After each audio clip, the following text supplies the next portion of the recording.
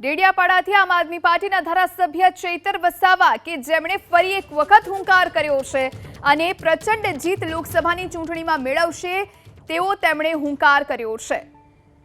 ડેડિયાપાડાથી ચૈતર વસાવા જેવો ધારાસભ્ય છે અને તેમણે ફરી એક વખત સભામાં હુંકાર કર્યો અને જંગી બહુમત સાથે જીત મેળવશે, 50,000 મતથી જીતવાનો ચૈતર વસાવાએ હુંકાર કર્યો છે। તો કરજણ વિસ્તારમાં યોજાયેલ બેઠક કે જેમાં ચૈતર વસાવાએ આ મોટો દાવો કર્યો છે। હાલમાં જ તેઓ જેલ મુક્ત થયા છે। લોકસભા વિસ્તારમાં લોકો મને 50,000 મતથી જીતાડશે, આ વાત ચૈતર વસાવાએ જણાવી છે। કરજણ વિધાનસભા વિસ્તારમાં યોજાયેલ બેઠકમાં તેમણે દાવો કર્યો।